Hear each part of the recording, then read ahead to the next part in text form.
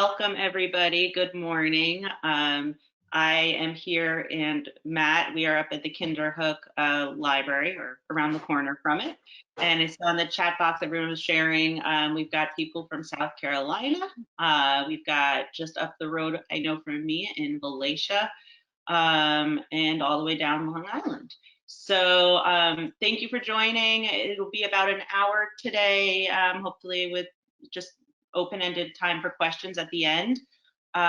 You've shared about you, just briefly about me. I'm a certified financial planner, and my wealth advisory practice I started is called Sienna Private Wealth. I offer comprehensive financial planning and investment management. Today's presentation is a partnership between the Association for Financial Educators, for which I am a volunteer, and the wonderful, incredible, incomparable Kinderhook Memorial Library. And we'll be doing this every Saturday through January, and I'll give you a preview of what some of the other topics are. But the idea is to set you off in the new year for a place to go if you have questions about retirement and whether you should be retiring and what choices to make. So let's get started.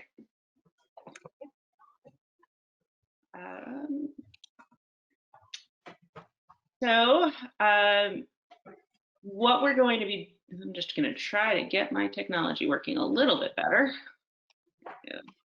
Okay, so today we're going to be previewing the 8 key retirement decisions. The first one of which we'll be actually discussing today is Social Security, and I'll walk through pretty quickly what the guidelines are to decide to begin when you should take Social Security, and then I think the piece that most of you are most concerned about is, for you in particular, what should you be thinking about for your own unique situation. And then I'll have resources where you can reach out for additional information. And that is the last page of the packet that Matt just emailed you, and it'll also be on the Kinderhook Library afterwards. And I will see if you have questions along the way. I'll do my best to try to follow the chat box, although there's a lot going on in there, but I'll certainly be checking it throughout. So if you have questions, just go ahead and type into the chat box. So retirement is a pretty holistic process. It's not, for all these years you've been working, you have a salary, you have a paycheck. It's sort of a straightforward thing of you work, you earn money, and then you save some and you spend some. All of a sudden, and this is a big change for a lot of people, all of a sudden in retirement, you have to consider various things and trying to figure out what would your retirement paycheck actually be? What can you expect to pay yourself in retirement? And the answer to this question depends on various decisions such as work, benefits, housing, and by piecing together all of these different streams of income that you can see here in this slide, and importantly, taking responsibility for making those informed decisions and appropriately growing and protecting your assets, you can make your nest egg last longer during retirement and hopefully as long as it needs to provide you a comfortable retirement.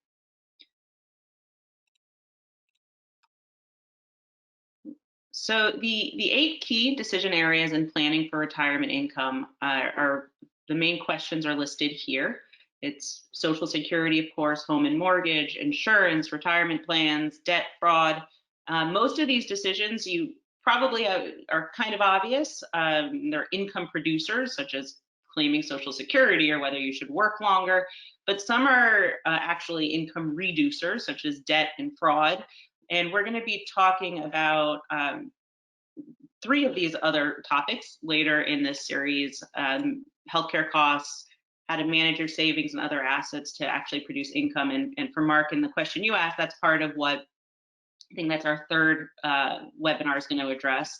And also very important, although I think sometimes under considered, is avoiding scams and fraud, which older retirees are a huge target of scams and fraud. And so we want to make sure you're protecting what your income is. And so stay tuned for our future series. But for today, we're really just focusing on Social Security. So the 3 focus, the sort of how I'm going to work through today is I'll explain how Social Security benefits are calculated. I'll talk about the factors that reduce or increase your benefits, and we'll talk about some common situations to consider before you decide to claim your benefits. Again, after the workshop, you can take some time to work through the packet that Matt sent, and that's a pretty interactive tool, and it'll walk through some of the considerations that I'm going to be talking about today for you. So what personal information do you need to start considering Social Security? And this is sort of the nuts and bolts part of the conversation. And a lot of you probably already are aware of your full retirement age or your FRA. It's been changing. The government has been increasing your full retirement age over the years. So it depends on the year you were born. And you can look at this slide if you aren't already aware of what your FRA is. And what's incredibly important about your FRA is you're not eligible to receive a full 100% payment of Social Security benefits until you reach that FRA. So take a look at this if you aren't already aware, and make sure you know what that age is. Second, what might your monthly benefits be? In very broad strokes, your benefits are based on the highest 35 years of your earnings, and that's indexed for inflation. Again, in the workshop packet, you'll find a page where you can try to identify your top 35 highest earning years. But if you do not remember what you earned when you were 19 years old, you fortunately can just go on to the SSA website, and there's a Social Security quick calculator. And then even if that's even too complicated, you don't even need to worry about it. Every year, the SSA will update what your estimates are for each worker. Most of you, since you're either in retirement or approaching retirement, this statement should look familiar to you. And you might know that the next page has a list of your earnings history. It's very important to review that earnings history to make sure that the administration is properly capturing your earnings history and you're getting credit for all the years you worked.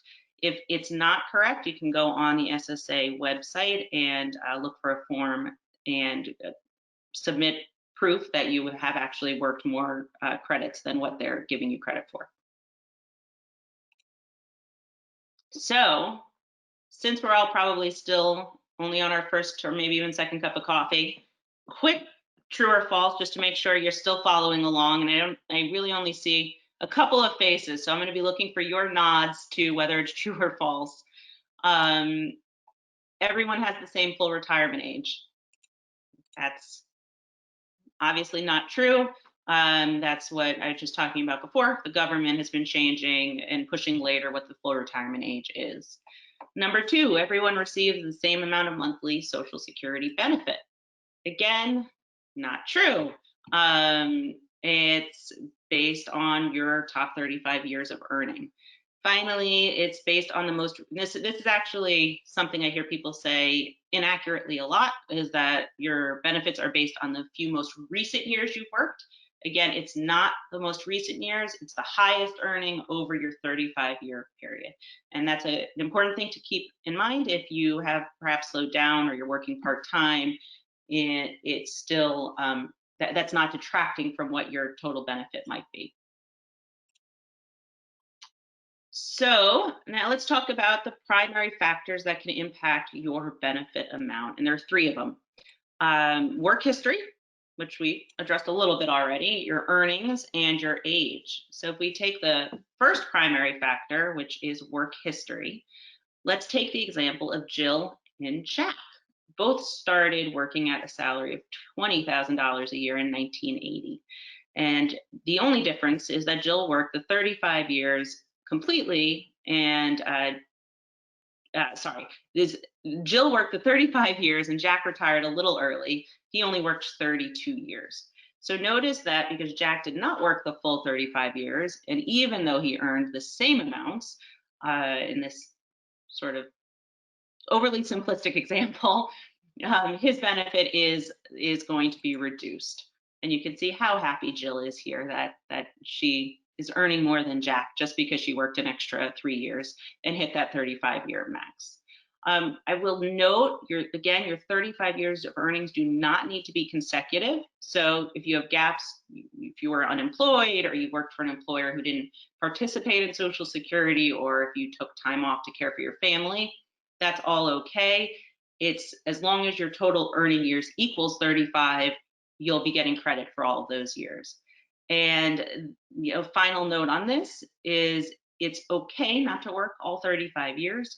It's that each additional year up to the 35 years helps, because any year below 35, the government is just going to put in a zero for that year of income, and it just brings down your overall average for your benefits. Now, since Jack's feeling a little bad, let's make him the winner in this situation, where we're going to talk about earnings history. So this is the second primary factor, and as I mentioned, your benefits are based on your lifetime earnings, increasing in benefits amounts up to a certain amount. In 2020, you max out your Social Security earnings at $137,700. So earnings beyond this amount don't add additional Social Security benefits. Of course, it's great to earn more. It's just not going to add to your benefits amount. You qualify for Social Security benefits by earning your Social Security credits when you work in a job and pay Social Security taxes, and you do need at least 10 years to qualify. So this is important if, let's say, for most of your adult life, you were staying home with a family and maybe you worked here or there a few odd jobs.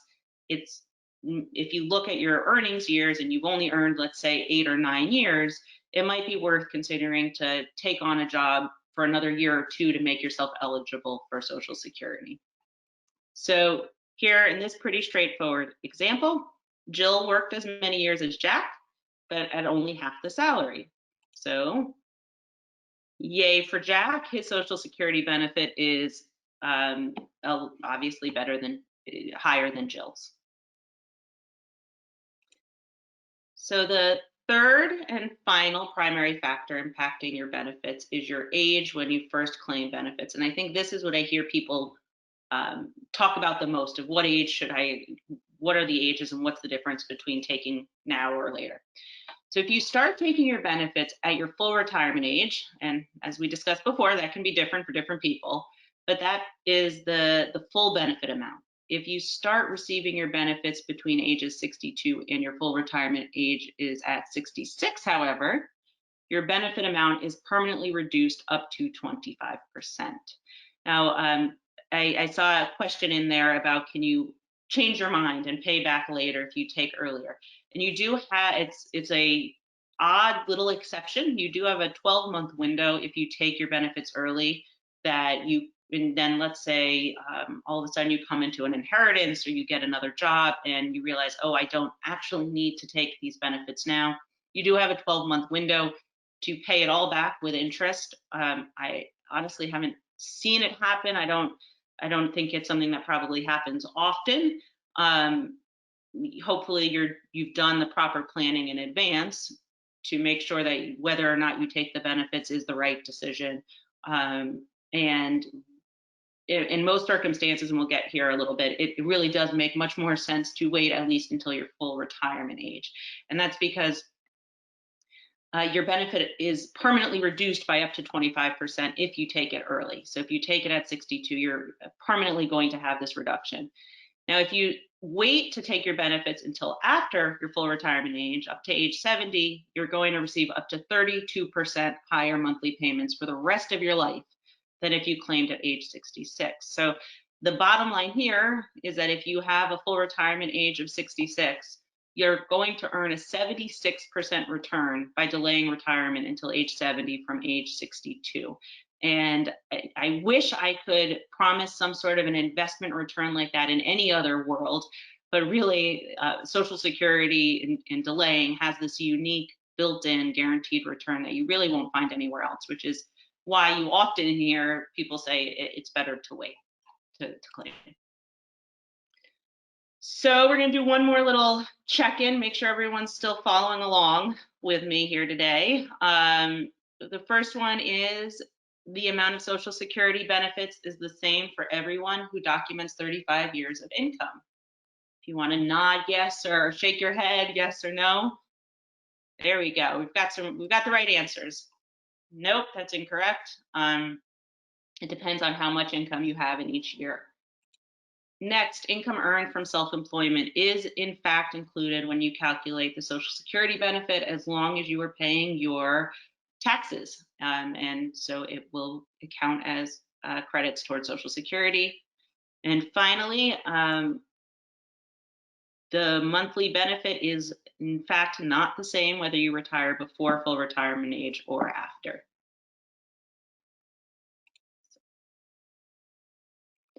So now I'm going to get a little bit more into when we've got the structure of how Social Security works. Let's get into how do you decide when to claim? Um, the big question. That's the point of all of this, is how do you decide when is the right time for you personally to claim? And determining the best age to start your benefits really involves variables beyond age and work history. We also have to consider personal values, your lifestyle preferences, employment status when you're claiming, your tax bracket, your health, your estimated life expectancy, and a very, very important one that we'll get to at the end is your marital status.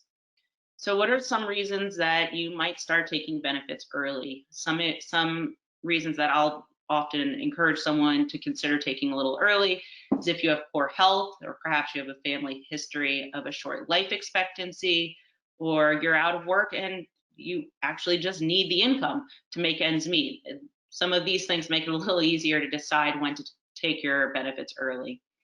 How about waiting until you're 70? Reasons to delay include you're still working, you're able to work, you're enjoying your work, you're healthy, you have a very long life expectancy, you're using it from a portfolio management perspective, you're using your Social Security as a fixed income asset class because, as we discussed before, you actually can feel confident that that benefit is going to increase, whereas you might not feel that way about other investment assets.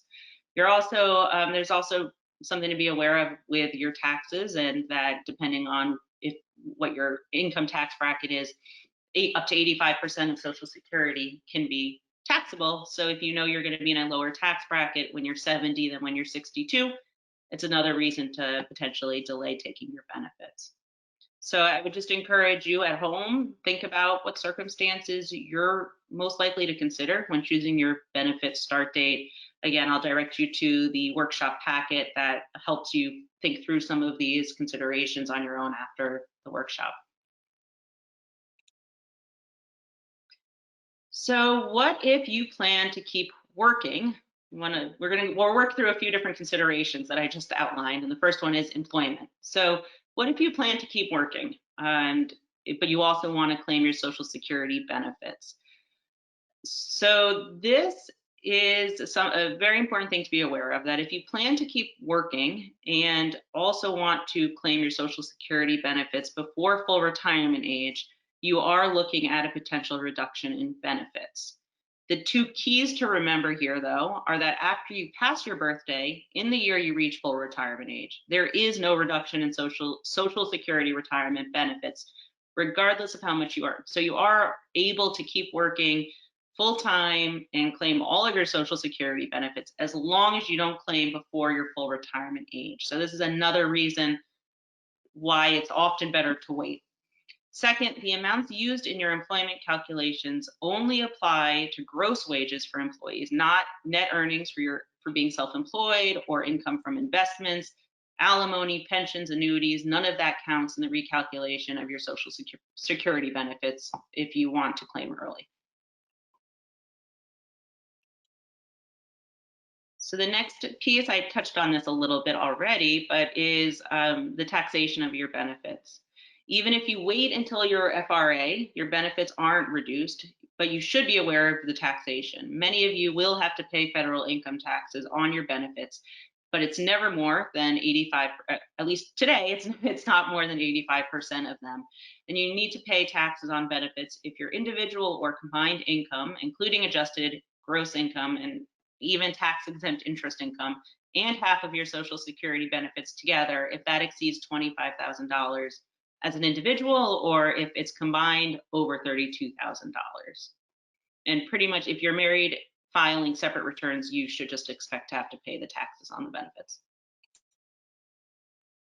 So at the first part of this presentation, as if the first part of this presentation hasn't been complicated enough, the next part is really the crux of determining when to claim your benefits, which is how long are you going to live? And you probably don't have an answer for that. And this is the hard part about deciding when to claim benefits and why it's such a personal decision, not just on the numbers, but also on your own personal, what's going on in your life. And although financial benefits should be carefully considered when you decide, your health condition and your life expectancies are also very important to making this decision. And here I have the link to a life expectancy calculator.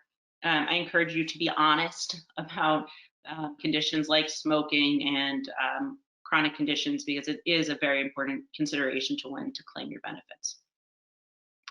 So if you have reasons to expect a relatively shorter life expectancy, it may make more sense to claim benefits early. That is, if you aren't hoping to build your own benefits for the sake of increasing your surviving spouse's benefits upon your demise, which it's a much more nuanced planning opportunity, and we'll get to it in a bit. But the sort of broad concept is that if you have a shorter life expectancy, it makes more sense to claim early, because you won't have the years at the end of your life to collect the additional benefit from having missed the benefits at the beginning of claiming.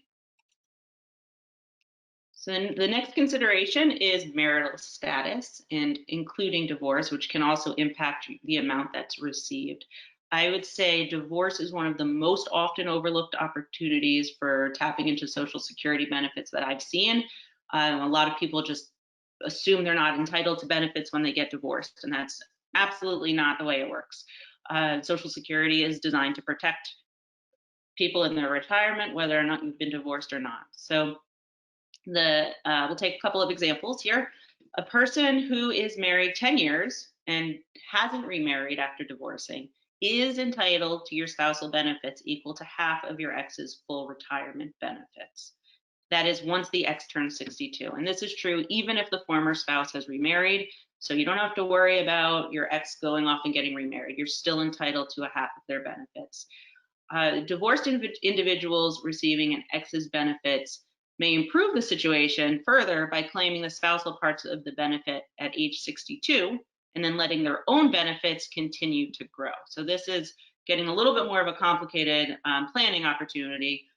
But essentially what you can do is claim on your ex-spouse's record when you turn 62 and get half of their benefit. And in the meantime, let your own benefit continue to grow until you turn 70, and then at 70, switch into your own greater benefit if it exceeds half of what your ex-spouse's was. And as long as you've been divorced for more than 2 years, you don't have to wait for your ex-spouse to start taking your benefits to take your own benefits. So what if you're still married? And so this is for still married couples, there's a lot more opportunity here for planning. And this is really where I would encourage you to seek additional financial advice rather than just going to a Social Security office. Social Security staff are usually equipped to tell you sort of the nuts and bolts, sort of the very first quarter of this presentation. That's mostly all straight from the Social Security Administration website itself, but they're not equipped to provide individual scenario planning. So when it's a married couple and we can do some more complex planning, it often is worth seeking out additional resources. So while it is a customized conversation, for right now, I'm going to give you sort of a general rule, which is that the lower earning spouse should start their benefits early. And a lower earning spouse can start their own benefits early, and this is similar to the divorcing planning that I just went through, as age 62 or when earned income would no longer reduce your benefits, while the higher earner can delay as long as possible. So if you both live to sort of walking this out a little bit further for you, if you both live to age 70 and then the higher earners start their benefit at a greatly increased amount because let's say he waited until he was 70 from his full retirement age. If he dies, let's let's use a man and a woman, and the man is the higher earner, and let's say he claims and at 70. So he's waited from his full retirement age all the way up to 70 and let his benefits grow. If he then passes away, let's say 5 years later at age 75, his surviving wife can then switch to his now much higher benefit. So she will have enjoyed her lower benefits for years, all the way between ages 62 and 70. And then when he passes away, she's going to step into his higher benefit, which she'll be able to take for the rest of her life at a 100% benefit. And with women having a longer life expectancy and also traditionally statistically having received less, it's usually the man can claim at 70 and the woman can claim earlier and then step into those higher benefits. And that's actuarially, it ends up being the best for the family. The thing that I love about sort of applying this strategy is it works as an insurance benefit for the surviving spouse. So if the husband in this scenario passes away at 75, all of a sudden the wife is able to step in and have a larger, steadier stream of income for the rest of her life.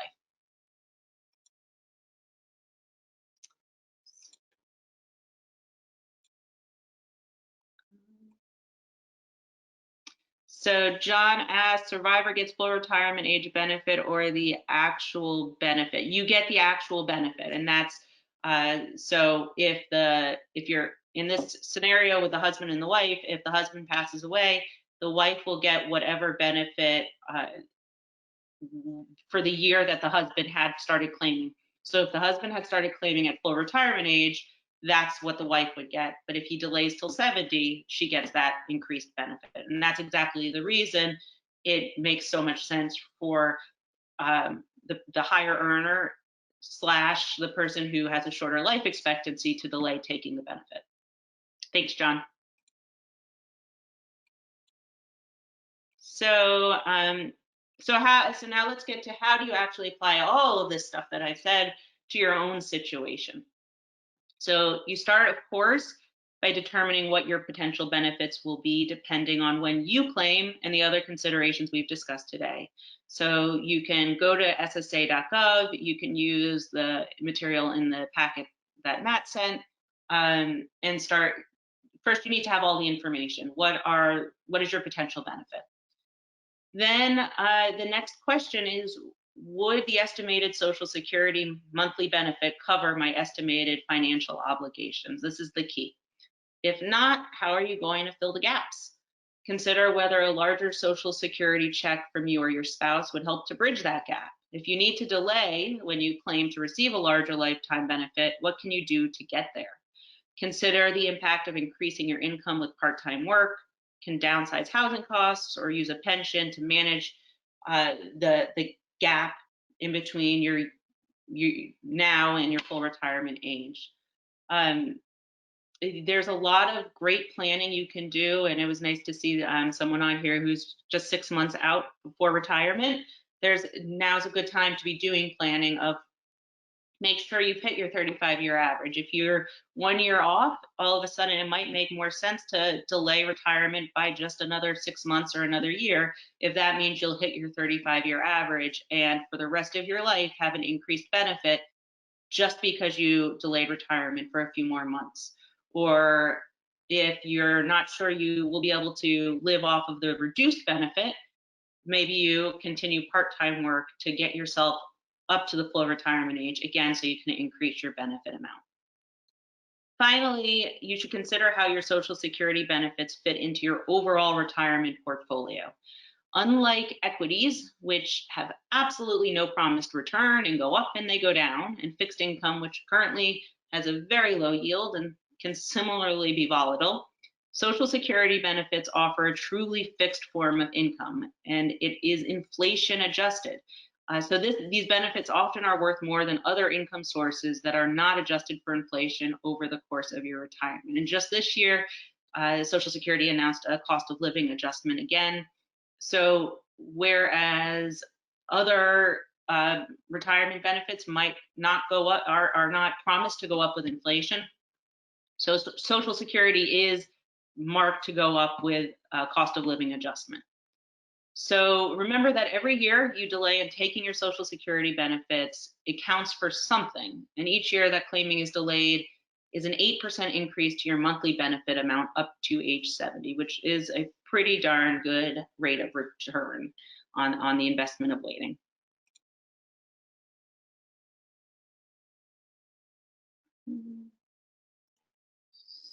So the next steps for you all, I'll open this up for some questions in just a couple seconds.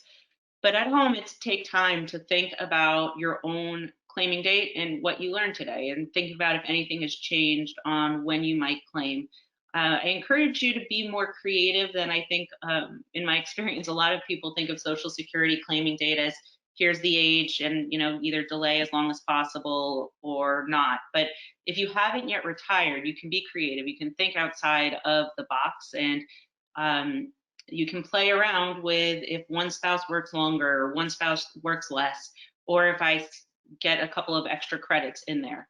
I really encourage you to work through the different considerations we've talked through today and use some of the resources that I'll get to in just one second, to maximize the benefit for you and to try to make your own retirement as comfortable and secure as possible. And as I first started with deciding when to claim Social Security benefits, it is a critical decision and it impacts retirement income, of course, but it's not the only decision. So a decision also needs to be made regarding how long and how much to work before you claim your benefits. And a really, really important one, which we'll get to in one of our next seminars, is healthcare and how to pay for it. It's important to remember that even if you take your Social Security at 62, your Medicare benefits still aren't going to kick in until age 65. So this is really Social Security. It's just one of 8 important retirement decisions. They're all outlined here. And but it does impact all your other decisions, including how long to work and how to use your savings and how to manage your investment portfolio. Vice versa, other retirement decisions impact your claiming date decision. So I hope you'll join us in some of our next workshops on upcoming Saturdays in January, where we'll address fraud and savings and investments and healthcare costs. And then finally, and if you want to screenshot this page, you can, but it's also the last page in the packet that we sent out and will be on the Kinderhook Library. These are some additional resources. I encourage you to take time to complete the action plan in the packet and to explore these websites. In particular, myretirementpaycheck.org is a pretty great resource. It's actually surprisingly makes planning for Social Security benefits fun. Unfortunately, it is retiring itself. This website is retiring at the end of the summer, so I would encourage you to go on and look around at it sooner than later. And here's my personal information. I invite you to see me as a resource. Please do. I'm a volunteer for the Association of Financial Educators. I love offering financial advice, as some of you on here who have worked with me before know. So I'd be thrilled to provide additional guidance and help put you in the right direction. And if necessary, if I can help find some additional resources for you, I'd be happy to do that as well. And let's see. So now, if anybody has questions, if you want to type questions into the box, if anyone has any questions. Alternatively, if you want to just reach out to me privately, if you have any sort of personal questions, you can either privately chat me or you can just send me an email. And while we're waiting for questions, I also just wanted to mention that since you've all received this initial email for the first program, you'll continue to receive emails for the upcoming program, so you don't have to sign up for everyone individually. And if you've changed your mind, say you only signed up for this one and the next one, but then you decide to do the third and fourth, I'll keep sending you emails the Friday before each program. So you don't have to worry about signing up. You're all on the list, and we'll all keep you ready and in mind.